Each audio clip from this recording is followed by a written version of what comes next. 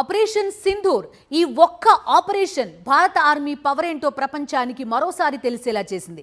Indian army వ్యూహానికి operation Sindoor ప్రతీకగా నిలిచింది. టార్గెట్ మిస్ కాకుండా 25 నిమిషాల్లో పాక్ ఆక్రమిత కశ్మీర్లోని ముష్కర మూకల స్థావరాలను నేలకూల్చింది. కేవలం 25 నిమిషాల్లో ముష్కర మూకల పీచమణిచింది. అమెరికా మాజీ అధ్యక్షుడు ఒబామా హయాంలో పాకిస్తాన్లోని అబోటాబాద్లో జరిపిన ఆపరేషన్ ఒసామాకు ఏమాత్రం తీసిపోకుండా ఇప్పుడు భారత ప్రధాని మోదీ హయాంలో పాకిస్తాన్పై విరుచుకుపడింది ఇండియన్ ఆర్మీ. అనేక ఉగ్ర సంస్థలకు అడ్డాగా ఉగ్ర కార్యకలాపాలకు నిలయంగా ఉన్న పాకిస్తాన్కు ఆపరేషన్ సింధూర్ ఓ చావు దెబ్బ. కన్ను మూసి తెరిచేలోపు టార్గెట్ను మెరుపు దాడులతో పేల్చేసింది భారత్. రాత్రి 1:05 నుంచి 1:30 ఆపరేషన్ సింధూర్ని విజయవంతంగా పూర్తి చేసింది ఇండియన్ ఆర్మీ. 9 ఉగ్రవాద స్థావరాలను టార్గెట్ చేసి లేపేసింది. పిఓకేకు 30 కిలోమీటర్ల దూరంలో ఉన్న సవాయ్నాలా క్యాంపుపై భారత ఆర్మీ మెరుపు దాడులు చేసింది.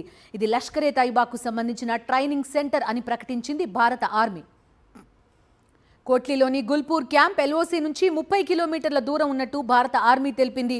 గుల్పూర్ క్యాంప్ని కూడా భారత ఆర్మీ టార్గెట్ చేసి ఫినిష్ చేసింది.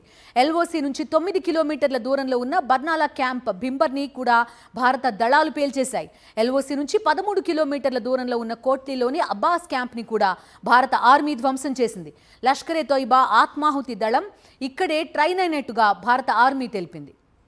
పాక్లోని ఉగ్రవాద స్థావరాలను మాత్రమే టార్గెట్ చేశామని, పాక్ ఆర్మీ కేంద్రాన్ని టార్గెట్ చేయలేదని ఇండియన్ ఆర్మీ ప్రకటన విడుదల చేసింది. తాము జరిపిన దాడిలో పౌరులకు సంబంధించి ఎలాంటి ప్రాణ నష్టం జరగలేదని వెల్లడించింది. ఆపరేషన్ సింధూర్ నేపథ్యంలో భారత్పై పాక్ ఉగ్ర దాడుల వీడియోని ఆర్మీ రిలీజ్ చేసింది. పార్లమెంట్పై దాడి నుంచి పహల్గాం దాడి వరకు వీడియో విడుదల చేసింది. పహల్గాం ఉగ్రదాడి అత్యంత కిరాతకమైన చర్యగా భారత ఆర్మీ అభివర్ణించింది. ఉగ్రవాదులు మృతుల బంధువులను తీవ్రంగా హింసించారని పేర్కొంది భారత ఆర్మీ. టీఆర్ఎఫ్ అనే ఉగ్ర సంస్థ పహల్గాం దాడికి బాధ్యత వహించిందని, పాక్కు చెందిన లష్కరే తోయిబాకు ఇది అనుబంధ సంస్థ అని తెలిపింది ఇండియన్ ఆర్మీ.